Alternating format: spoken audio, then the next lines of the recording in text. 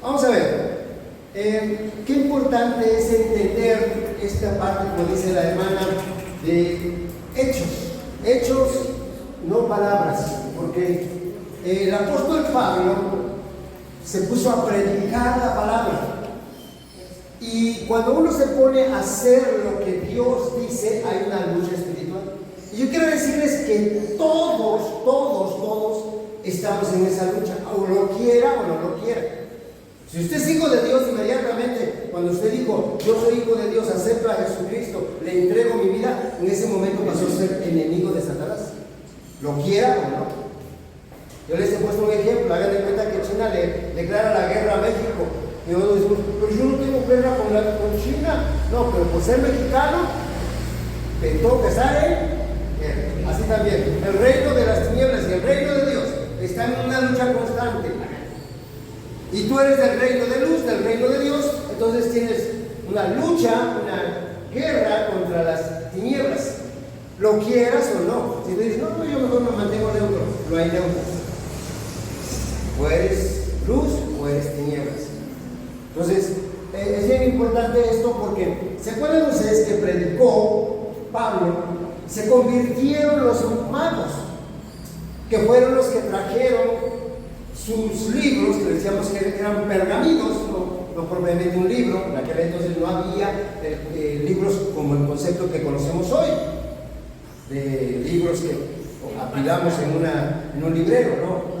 Es más, se está perdiendo eso. Por ejemplo, me dicen mis hijos, tira el librero, ya hombre, todo es virtual ahora. Y llegó la tecnología y hoy está la, ¿cómo se llama esto? No es en internet, es lo nuevo, la inteligencia artificial. Tienes una biblioteca y tienes un mundo de información en inteligencia artificial. Pero ahora lo que voy es, en ese momento, los magos, imagínense, los magos, ¿quiénes eran los magos? Aliados de Satanás, que practican la mentira, el engaño, la falsedad. Se convierten, traen sus libros y son quemados. Y les digo que el valor era tan alto que fueron como, más o menos, traduciendo algo así, en este tiempo unos 10 millones de pesos. Unos 10 millones de pesos. No, hombre, sí que cuesta convertirse a Cristo. Bueno, eso fue la magia, el lado espiritual. Pero ahora viene la idolatría. Y por eso le he puesto el tema lucha espiritual. Porque mire, dice la palabra en aquellos días, acuérdense que Pablo se quedó ¿cuánto tiempo en Éfeso? ¿Alguien recuerda? 2 años. 2 años. Y bueno, la Biblia dice precisamente en aquel, dice, versículo 23, 19-23, vamos a estar viendo en adelante, hasta el final del capítulo, dice: hubo por aquel tiempo un disturbio no pequeño acerca del camino. Recuerde esto, que hay una lucha espiritual. Cuando tú te pones manos a la obra, entendiste que eres hijo de Dios y vas a hacer lo que Dios dice, hermano, hay una lucha espiritual y se va a hacer notorio. Vimos cómo se convirtieron los magos, pero ahora viene algo tremendo, la idolatría. Hermano, nosotros no hemos afectado ni a los... A ver, ¿cuántos de aquí eran magos? No. Idólatras. Eso sí, va. Eso sí. Éramos idólatras. Bueno, imagínense. Dice que en aquel tiempo, cuando Pablo estuvo, en esos 2 años que Pablo estuvo en Éfeso, afectó el lado espiritual de la magia, pero también está afectando el lado espiritual de la idolatría. Porque se dé cuenta usted o no, hermano, la idolatría no es meramente los muñequitos, es algo espiritual. Mire, quiero que vaya al libro de 1 Tesalonicenses capítulo 1, versículo 9, por favor. 1:9 de 1 Tesalonicenses. Quiero que lo vean. ¿Ya estamos ahí? Dice así la palabra Pablo escribiendo, dice: ellos mismos dan cuenta de nosotros, la manera en que nos recibisteis, y cómo, escuchen bien, esta palabra es los subrayamos cuando se convirtieron los magos, pero hay que ver cómo se convierte en idólatra. Y convertirse, le dije, tiene un alto precio. Porque dice, ¿y cómo os convertisteis de los ídolos a Dios? Yo a veces me cuesta trabajo entender si realmente nos hemos convertido. Les voy a decir por qué. Porque eso quiere decir que todo lo que hacíamos cuando estábamos adorando a los ídolos, ahora que nos convertimos a Dios lo vamos a hacer, pero para Dios. El apóstol Pablo, escribiendo a los romanos, dice: de la misma manera que presentasteis vuestros miembros a la injusticia, preséntaselos a Dios. Y cuando estábamos en los ídolos, hay gente que hacía fiestas, bautismos, primera comunión, fiesta de Santa Candelaria, de Santa Cecilia, de Santa Rosa, ¿cuántos santos? Y gastaban. Y a veces en Cristo no quieren comprar ni una vida. Nos convertimos realmente. Nos cuesta. Imagínense, cuestionamos, me dice, me manda un hermano, un primo, hace tiempo asistió algunas veces con nosotros, me manda un video. Ve esto, pastor, a ver si te llega así, Ve esto, pastor, a ver si te llega el mensaje. Y cuando vi el mensaje, dije, voy a ver el mensaje que me mandó, ¿no? Dice que los diezmos no son para este tiempo. Y empezó a desglosar bastante. Y dije, caray. Y me lo manda a mí, como pastor, dice, para que lo vean, ¿no? Y yo digo, a veces, ¿cómo nos convertimos?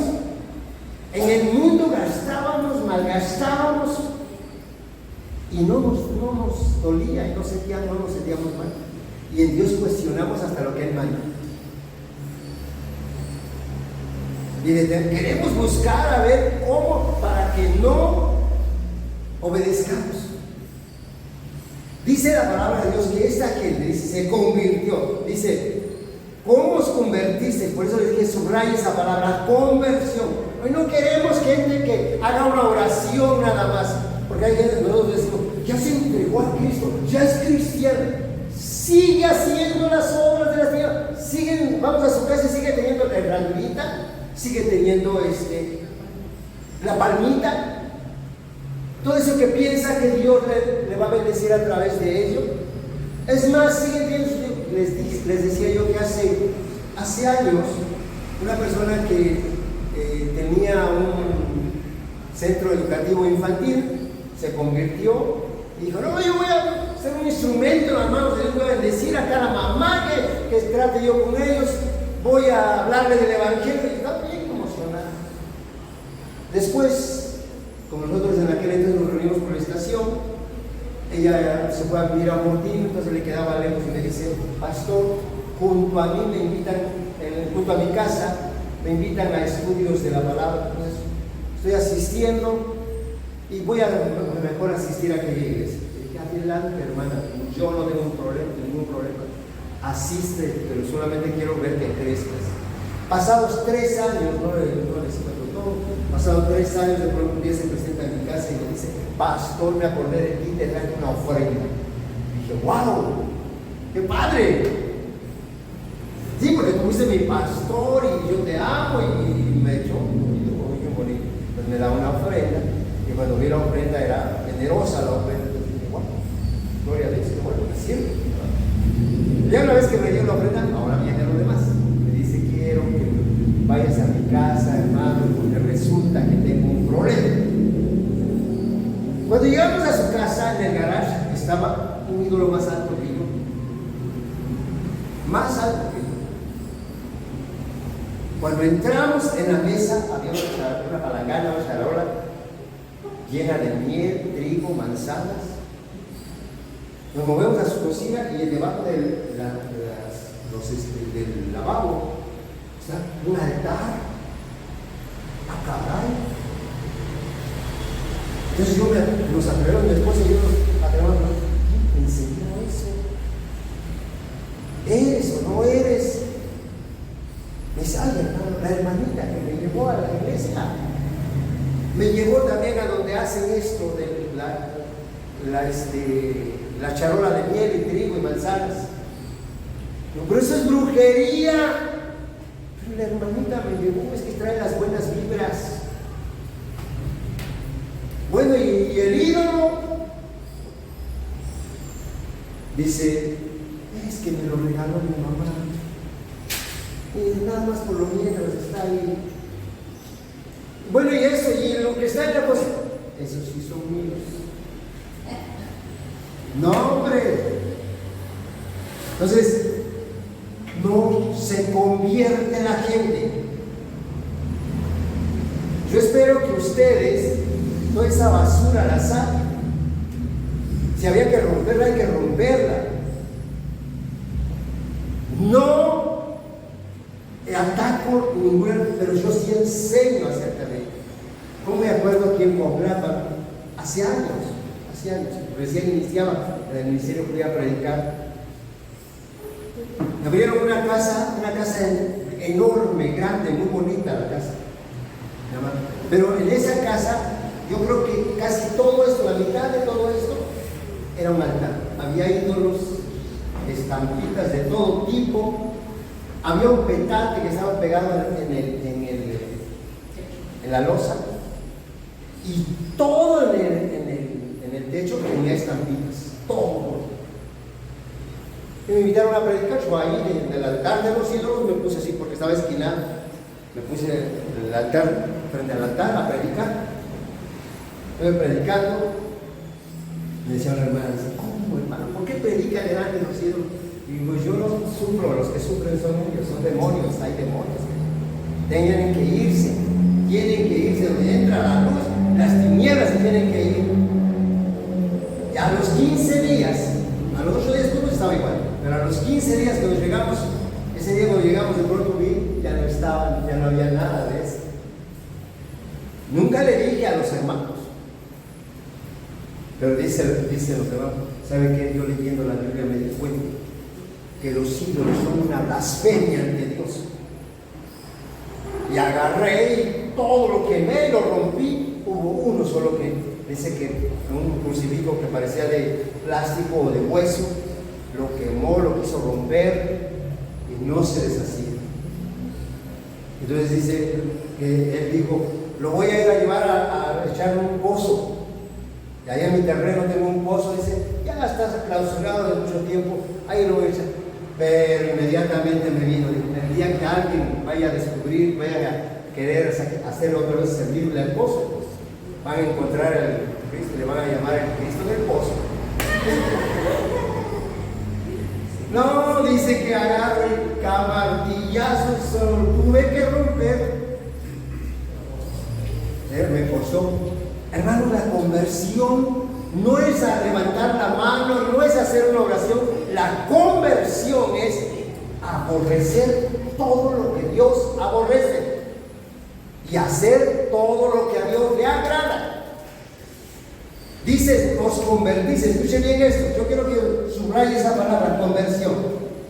De los ídolos a Dios. Y subraye esto, para. A ver, diga para. Aquel que se convierte no se queda inmóvil, es para.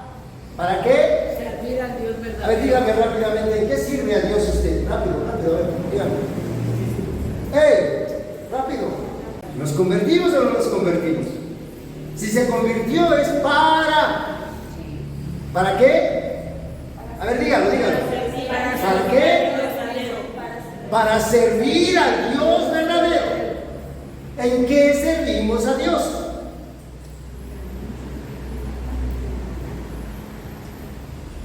Miren, ni siquiera le alabamos.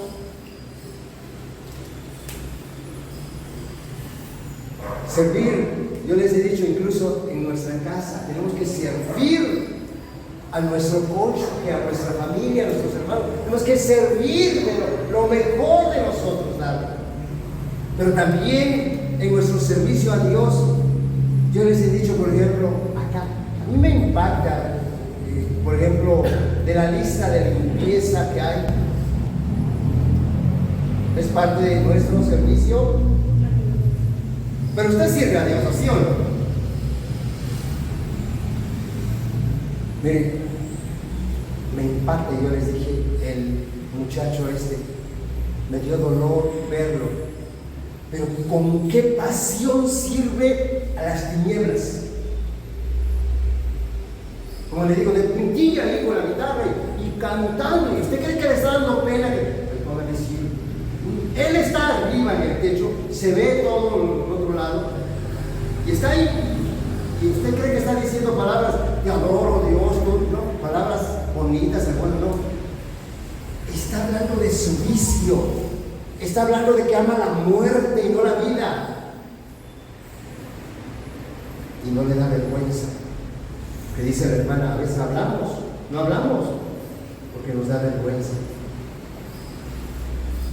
Este lugar sería insuficiente si cada semana nosotros nos propondríamos, voy a hablarle a una persona, y como dice la hermana, voy a ir por él, lo voy a traer.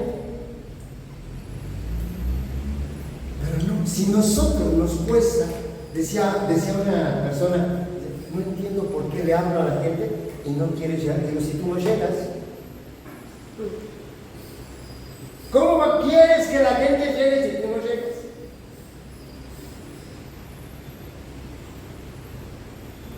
Seamos comprometidos. Dios nos salvó, nos llamó al arrepentimiento de nuestros pecados para que nosotros dejáramos los ídolos y nos convirtamos al Dios vivo para servirle.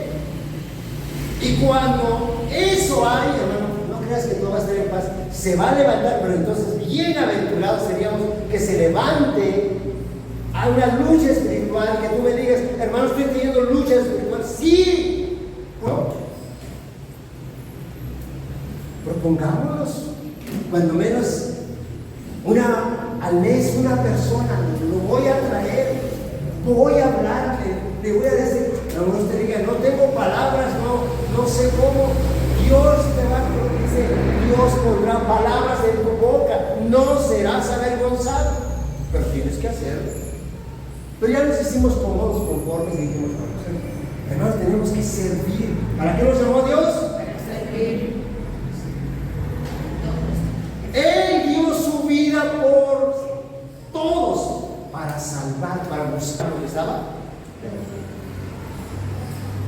¿Cuántas almas están perdidas? Hechos 16:26, quiero que lo vean. Escuche bien esto, porque si nosotros decimos no es bueno, no es fácil, claro que no es fácil. Claro que no es fácil. Pero mire lo que dice la palabra Hechos 16:26, dice, pero veis y oís que este Pablo, no solamente en Éfeso, o sea, vamos a decir, no solamente en Córdoba, dice, sino casi en todo Veracruz, todo México. Y dice 19:26. Perdón, 19:26. Pero veis y oís que este Pablo, no solo, pero ustedes leyeron, ustedes leyeron el libro de Hechos, ustedes saben dónde está, ¿verdad? Sino casi toda Asia ha apartado a mucha gente. A ver, ¿cómo ha apartado a esa gente Pablo? Con la persuasión. ¿Qué es persuadir? A ver, ¿alguien sabe qué es persuadir? Convencer, estar habla y habla y habla. No fue fácil, son 2 años, pero estaba ocupado en hacerlo. Y después de 2 años la gente vio, de pronto uno que se llama Demetrio dice, este Pablo me está haciendo la competencia, se está llevando a la gente, me está destruyendo el negocio. A nosotros los católicos, ahí está bellecita, no me hace nada. Nosotros hemos tenido las multitudes. Los brujos nos tienen miedo y hablan de la palabra. Hay una lucha espiritual. Pablo entendió eso, hermano. Tenemos que estar orando. Los jueves, yo les he dicho, los domingos antes de las 10 deberían de estar aquí, orando, clamando, pidiendo, Señor, toca los corazones, aquí hay un avivamiento, que se convierta la gente, que abandonen los ídolos, que abandonen la magia, la hechicería, que abandonen, que vengan a tus pies, que se conviertan las lesbianas, los homosexuales, las prostitutas, que se conviertan los adúlteros. Dios, tranquilo. Hay que persuadir. No, pero no me hace caso. No, Pablo no era la primera. ¿Estuvo cuánto tiempo? 2 años. 2 años. Persuadiendo, convenciéndolos una y otra y otra y otra. Eso es persuadir. El que quiere hacer negocios. Me involucré en algún tiempo eso de multiniveles. Sí, es una farsa, pero buenísimo. No, mira, que a mí me ha ido bien, que si tú te metes y los convences o los persuades, ¿sí o no? Tú conoces el día. Los persuades, la gente que no quiere dinero y consigo, que dice, no, pues es que me va a ir bien. ¿Cómo podemos para eso y con Cristo nos? Si el Espíritu de Dios dice, no te preocupes que vas a hablar, porque en aquella misma hora yo pondré palabras a tu boca para que hables. Así que necesitamos nosotros entender esto, la responsabilidad que tenemos. Ok. Sí. Los persuadía para que se apartasen de lo que adoraban y se entregaran a Dios. Ok, vamos a ver que esto, si nosotros hacemos esto, escuchen bien esto, se va a levantar gente que nos aborrezca, gente que quiera y pelea contra nosotros. Pero qué bienaventurados si sucede eso, porque dice Mateo 5:10, bienaventurados cuando hablen mal y os persigan por causa de mí. Pero no, yo gracias a Dios no tengo problemas, ¿sí? Porque nunca hablamos de la palabra. Pero Pablo tenía problemas, porque es una lucha espiritual, hermano. Enfrentó disturbios. Miren, vamos a ver. Regrese a Hechos 19, por favor. 19. Hechos 19, versículo 24 dice: había un platero llamado Demetrio que hacía de plata templecillos de Diana, daba no poca ganancia. Este hombre se sintió afectado en su economía y entonces dijo, no, este Pablo me está dañando. Dice, a los cuales reunió a los obreros del mismo oficio y dijo, varones, ¿sabéis que de este oficio obtenemos nuestra? Han abierto librerías cristianas, se han cerrado, porque no es negocio. Pero están las librerías católicas. Hasta los rosarios, decía, fíjense, el otro día oí de una persona, este rosario me costó bien caro porque viene del Vaticano. ¿Quién sabe dónde lo hicieron los artesanos de aquí, de México? Pero se lo vendieron como que viene del Vaticano y carísimo. Hermanos, hagamos que se afecte el negocio de la idolatría. Pablo en la predicación, en su persuasión a la gente, predicar el evangelio, estaba afectando el negocio de la idolatría. Dice Demetrio, lo está afectando.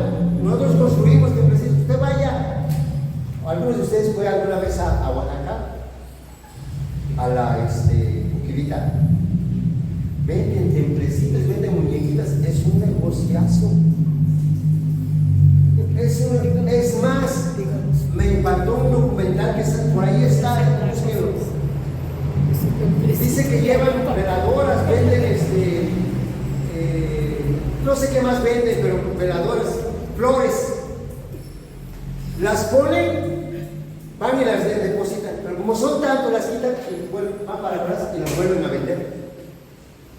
Es un negociazo. Tiene carritos, casas detrás, pones el nombre, lo dejas en el vuelo. Imagínense tantas cosas que nosotros ni les afectamos. Tenemos que afectar el negocio de la idolatría. Es un negocio. Usted vea la película esa de Chamula.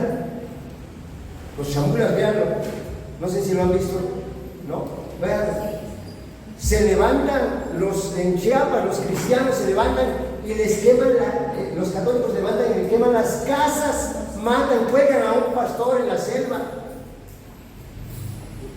¿Saben por qué? Porque le estaban arruinando el negocio. Ya no vendían cerveza, ya no vendían licor. Imagínense si vamos a un pueblo y de pronto se convierte la gente y ya no va a haber fiesta patronal, ahora va a haber fiesta cristiana. Y ya no va a haber chupe, ya no va a haber nada de eso. Entonces, pero, bueno, entonces, fíjense cómo afectó el negocio. Dice, nuestra riqueza. Quiero que vean hasta el versículo 27. Dice, pero veis y oís que este Pablo, no solamente en Éfeso, sino casi en toda Asia, ha apartado a muchas gentes con persuasión diciendo que no son dioses. Y claro que no son dioses. ¿Cómo no nos atrevemos a decir, no ataque a la idolatría? Pero dígale, eso que tú adoras no es Dios, adora a Dios.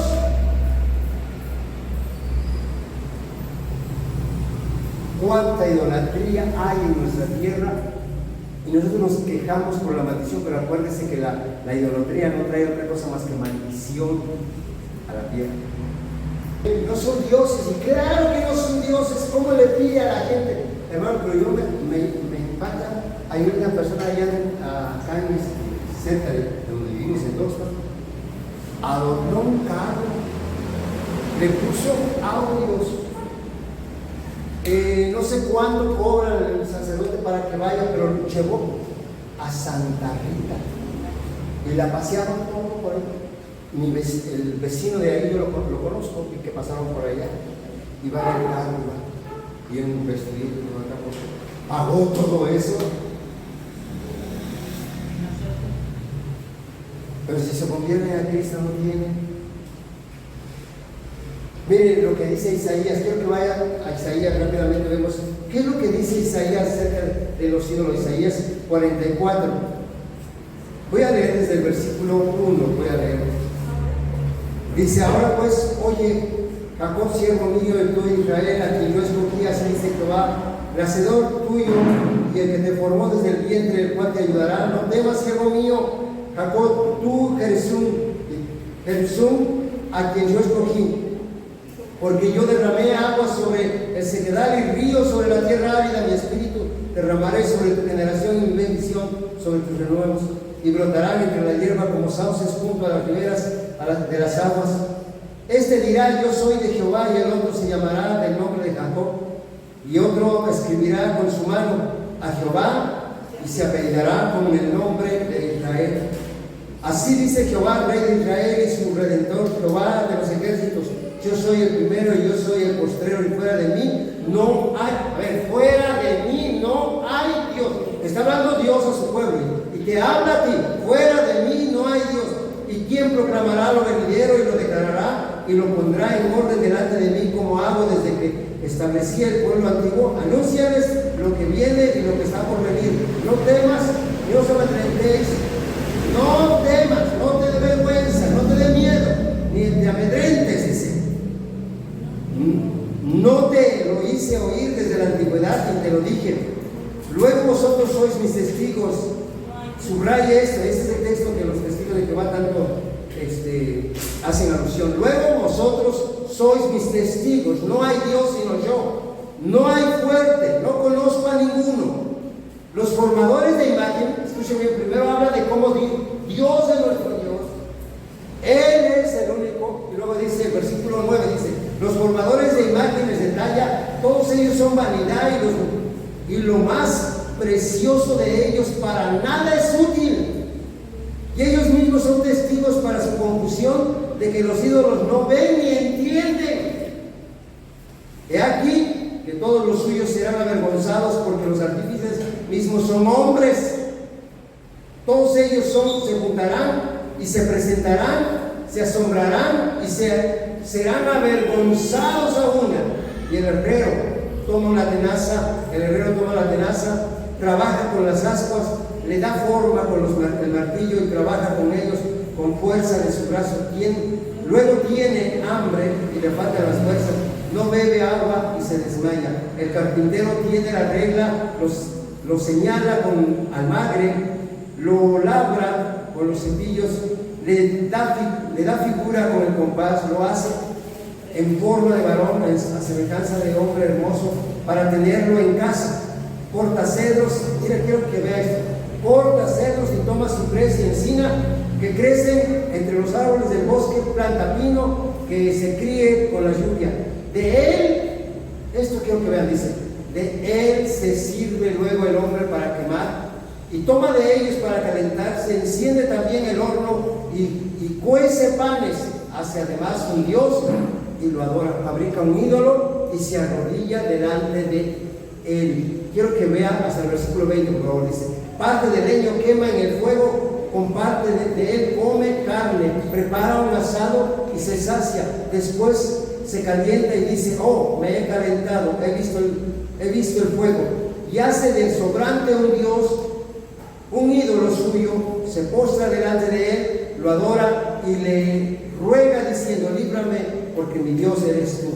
No saben ni entienden porque cerrados están sus ojos para no ver y su corazón para no entender. No discurre para consigo, no tiene sentido el entendimiento para decir, parte de esto quemé con el fuego sobre las brasas, cocí pan, asé carne y la comí. Ahora haré del resto de él una abominación, me postraré delante del tronco de un árbol, de cenizas se alimenta su corazón, engañoso le desvía, para que no libre su alma ni diga, no es pura mentira lo que tengo en mi mano derecha. Está clarito. Yo no sé por qué cuando leen la Biblia no entienden que un ídolo no es nada, sea de yeso, sea de hierro, sea de madera, lo que sea, es un ídolo hecho por un hombre que quiere suplantar a Dios, pero no es Dios, necesita de los hombres, lo cantan, lo pintan, lo visten, lo mueven porque no tienen ningún poder. Para que vean que no tiene un poder, que no tiene ningún poder para hacer milagros. Pero la gente se aferra. Ahora, Salmo 115, versículo 4, rápidamente. Vamos a ver. Decía que me voy a tardar mucho en esto. Salmo 115, verso 4, dice, los ídolos de ellos son plata y oro, obra de manos de hombres. Tienen boca, mas no hablan. Tienen ojos, mas no ven. Orejas tienen, mas no oyen. Tienen narices, mas no huelen. Manos tienen, mas no palpan. Tienen pies, mas no andan. No hablan con su garganta semejante a ellos. Quiero que vean, semejante a ellos son los que lo hacen y cualquiera que confía en ellos. Oh Israel, confía en Jehová, Él es tu ayuda y tu escudo. Casa de Aarón, confía en Jehová, Él es nuestra ayuda y vuestro escudo. Hermano, ¿qué es un ídolo? ¿Por qué tenemos miedo? Dios, el Dios Todopoderoso, vive en nosotros, está con nosotros. Vamos a enfrentar esa mentira, ese engaño, esa falsedad y vamos a hablar del Evangelio. ¿No podrá más Dios que un ídolo? ¡Hey! Yo pensé que iban a decir ¡amén! Pero se ve su fe. Siempre quiero que entienda todo esto, hermano, que Demetrio, aquí cuando vemos el texto que estamos estudiando, Demetrio se había visto afectado por la presencia de Pablo en Éfeso predicando el Evangelio. Que afectemos a Córdoba con nuestra presencia, que tengamos una razón de ser, que destruyamos todas estas obras de las tinieblas, porque es algo espiritual. En el libro de 1 de Corintios, capítulo 10, dice el versículo 7, primero quiero que vean, dice, está hablando del pueblo de Israel. Está hablando el contexto del pueblo de Israel. Dice, no seáis idólatras como algunos de ellos, según está escrito, se sentó el pueblo a comer y a beber y se sentó a jugar. No seáis idólatras. hermanos, si nosotros tememos hablar de eso, quiero que entiendan esto, nos hacemos partícipes. ¿Han visto ustedes aquellos que hay un delito que no lo practica, pero le llaman por omitir? Es participante del delito. Los que están en leyes, ¿han oído de eso? Sí, ¿no?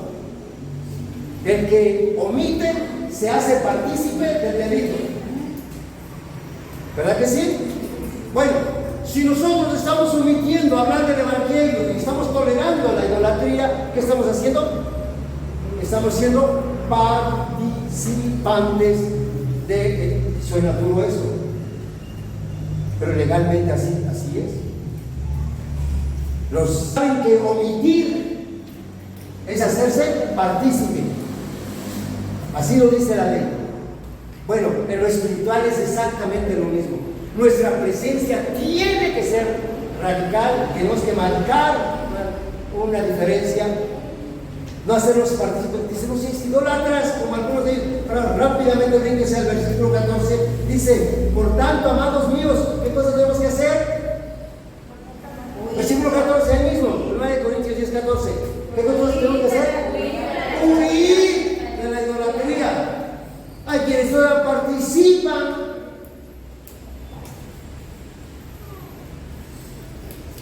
Viene el 14, viene el 24 de diciembre, es que vamos a arrullar al niño.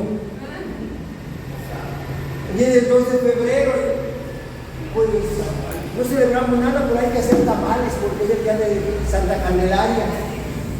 ¿Y por qué no haces otro día tamales? Pero estamos partícipes. Huid de la idolatría. Versículo 19, por favor, dice: ¿qué pues os digo? Vean lo que es, porque esto es algo espiritual. Acuérdense que nuestro tema se llama lucha espiritual. Mire, es algo espiritual. Dice: ¿qué digo pues? ¿Que el ídolo es algo? ¿O que sea algo lo que se sacrifica a los dioses? Antes digo que lo que los gentiles sacrifican, a los demonios sacrifican y no a Dios. Escuche bien esto. No quiero que vosotros os hagáis partícipes con los demonios. No hagamos eso, hermano.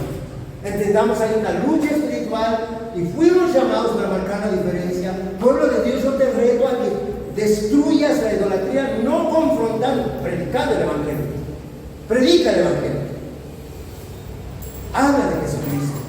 Pablo lo estaba haciendo. Ustedes van a ver que ahorita vamos a ver al final que dice: ni hay sacrilegio. ¿Y qué es un sacrilegio? ¿Alguien sabe qué es un sacrilegio? Bueno, no me adelanto, lo vemos más adelantito, pero dice: no hay sacrilegio. No vaya a querer, por ejemplo, ahorita saliendo, vaya a querer quitar esa capillita o eso. No, prediquémosle la palabra a la gente. Hablemos de la palabra a la gente. Mire,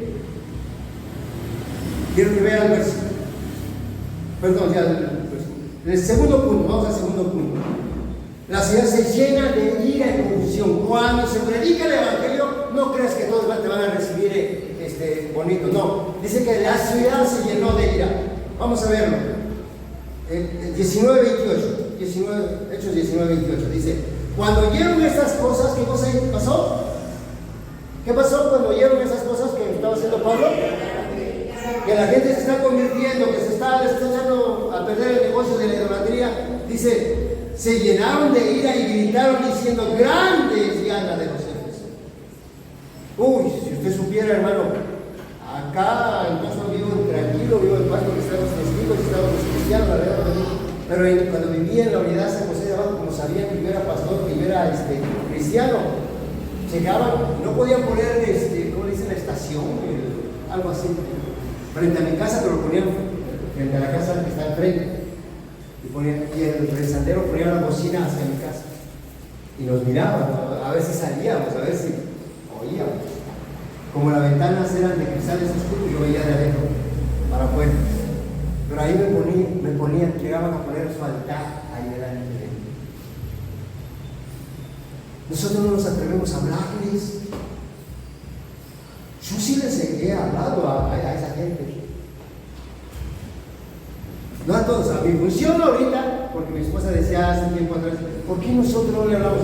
Nuestra función como pastores es alimentar al rebaño, a la la iglesia, a edificar a los cristianos. Ya no para ganar, pero nosotros los capacitamos para que ustedes ganen. Para eso los estamos preparando. Así que háblenle a las almas.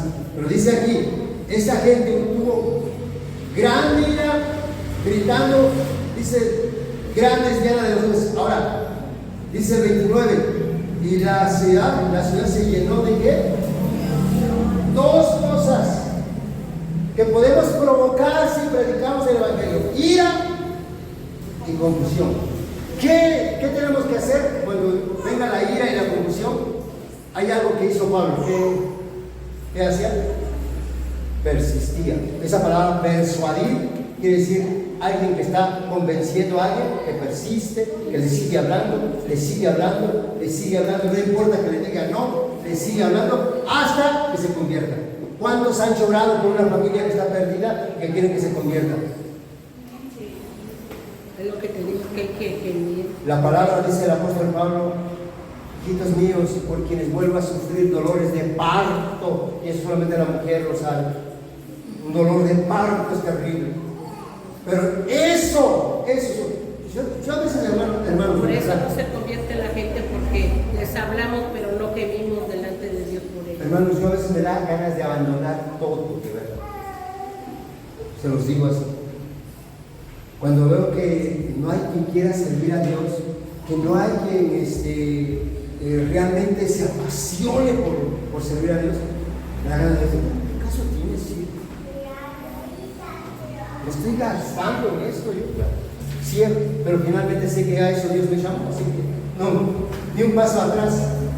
Pero sí, hermanos, tenemos que nosotros persistir, persuadiendo a la gente, aunque la gente se llene de ira y confusión. Dice que toda la ciudad, dice, ahí vean lo que dice, la ciudad se llenó de confusión, y aún se lanzaron al teatro arrebatando. Miren, si no estaba Pablo, la acusación era contra Pablo, ¿verdad?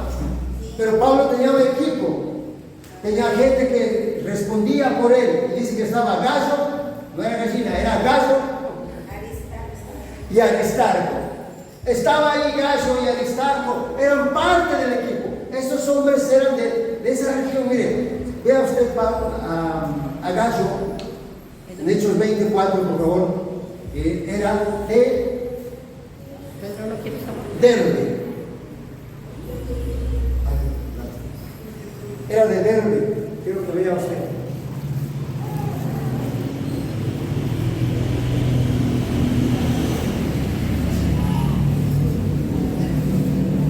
Este hombre era parte del equipo de Pablo, y al no encontrar a Pablo se llevaron a Gallo. Este hombre era de Derbe, dice ahí en Hechos 24 y 1 Corintios 1:14, ahí lo dice.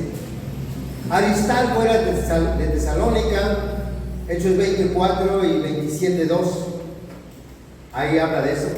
Ahora, estos literalmente dice, los arrastraron, en otra versión así dice, los arrastraron, los llevaron al anfiteatro.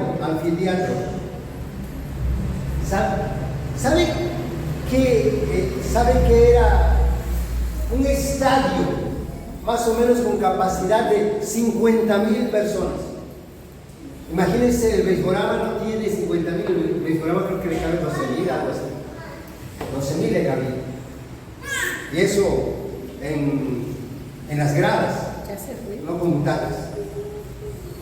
Creo que 40,000 le caben actualmente el estadio de Veracruz.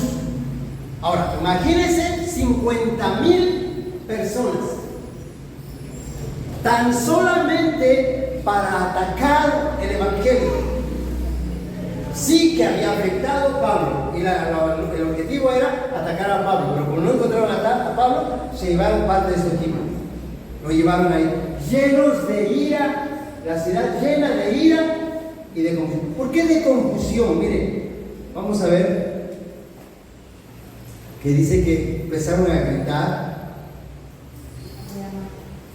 A ver, por favor, regresamos el versículo 32. El tumulto, vamos a ver ahí, dice, un tumulto en el anfiteatro. Vamos a ver, dice, unos una cosa y otros otra, porque la concurrencia estaba confusa y los más, escuchen bien, y los más no sabían.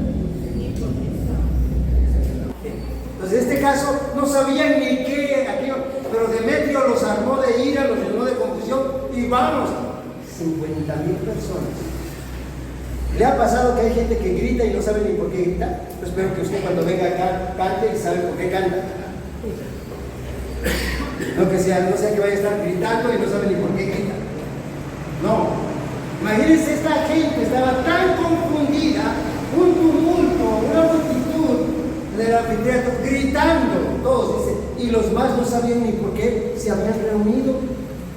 O sea, la gente está como los políticos. En la política de acá de nuestro país hay gente centroamericana que los llevan y dice, ¿y usted sabe por qué está aquí? Pues no, dice, pero me dieron 50 pesos y son buenos, ¿no? Así hay gente, ahora, esos son centroamericanos, pero imagínense, hay gente mexicana así, que están apoyando algo y que ni saben por qué lo apoyan. Abusados, ¿eh? No puedo hablar de política, yo, pero bueno. Una multitud, en Hechos 16:32, dice que les hablaron la palabra del Señor y a todos los que estaban en su casa. No, perdón, estoy confundido en este texto, es 19, Hechos 19, perdón. 19:32. Dice que todos gritaban, estaban unidos, estaba confusa la gente, se habían reunido y no sabían ni por qué se habían reunido. Ahora, sacaron de entre la multitud a Alejandro empujándole los judíos. Entonces Alejandro, fíjense, aquí quiero que vean ustedes la inconsistencia que puede haber cuando podemos salir a querer defender algo solamente pensando en uno. Dice que este Alejandro pidió silencio con la mano, quería hablar en su defensa, porque era judío, se lo habían llevado también, pero mire, no quería defender el evangelio, no quería defenderse él.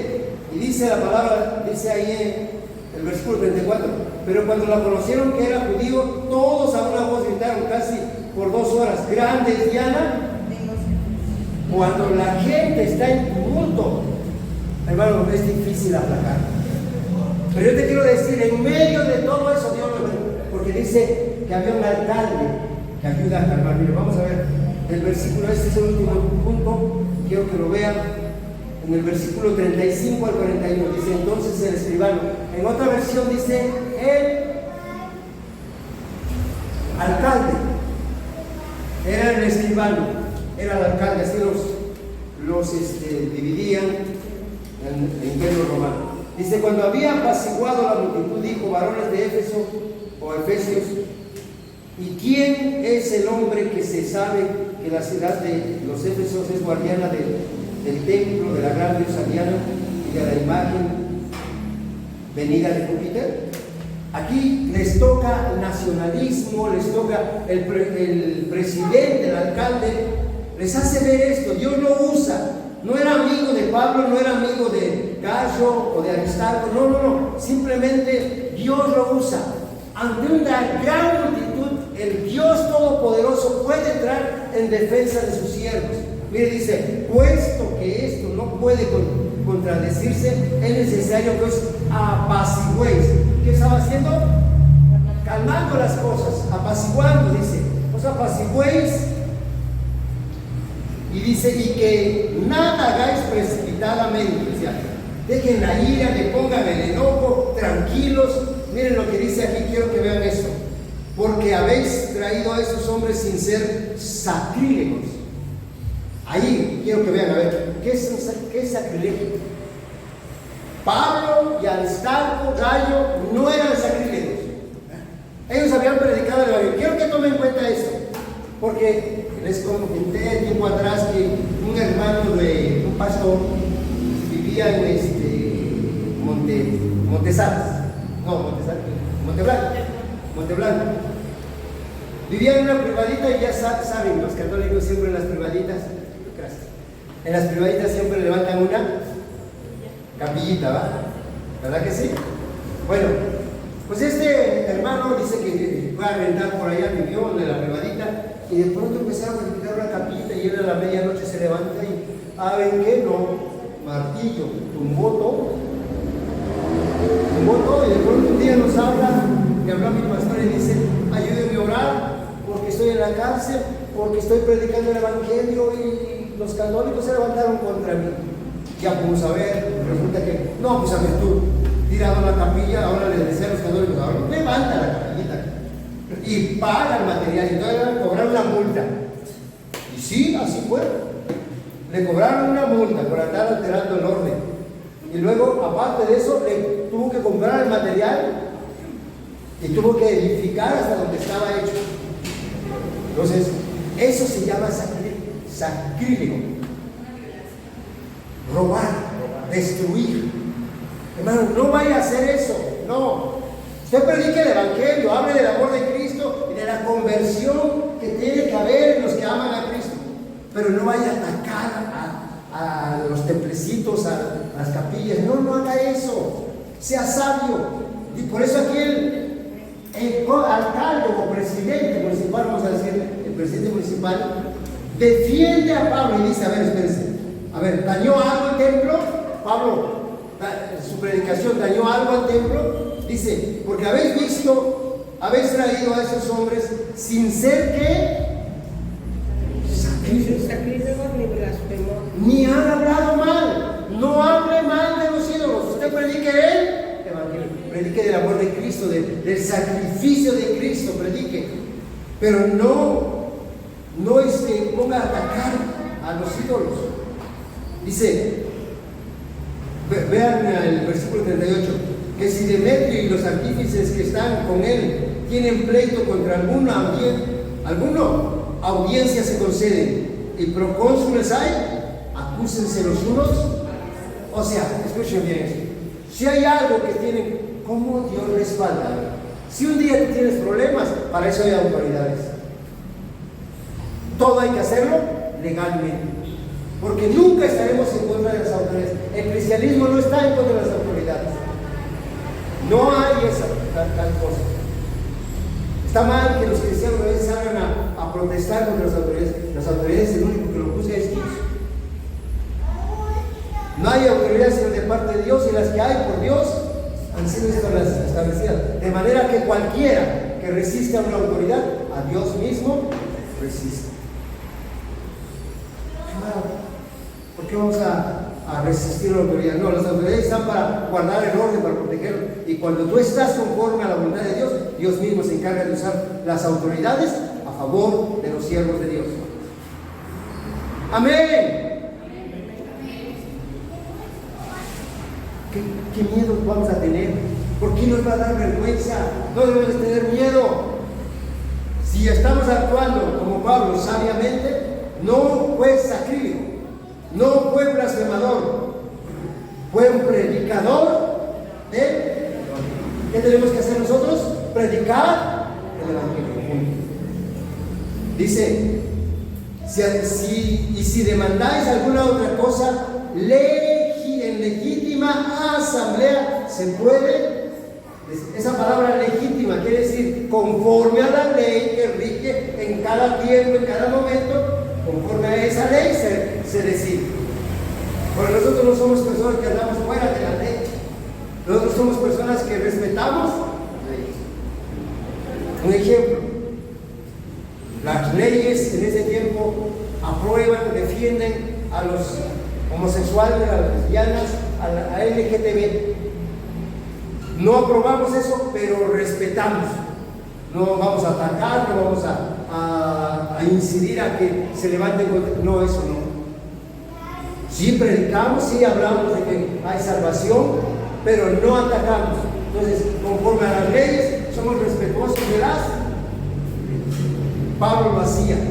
Por eso dice aquí el presidente, dice, si os demandáis alguna otra cosa, en legítima asamblea se puede decidir, porque peligro hay que seamos acusados. Escuchen bien esto. Peligro hay que seamos acusados de esta palabra. Esta palabra es muy amplia para que nosotros la podamos definir en este momento. Sedición. ¿Saben qué cosa es sedición? Hay sedición en la casa, hay sedición en el ministerio, hay sedición a nivel gubernamental, cuando se habla mal en contra de las autoridades. Muchas veces por hacer proselitismo hacemos sedición, quebrantar una autoridad. Yo les he dicho un ejemplo claro en la política que encontramos de sedición es cuando Andrés Manuel, jefe de gobierno del DF, y Vicente, presidente de la República, habló mal del presidente de la República. Eso se llama sedición y le trajo consecuencias.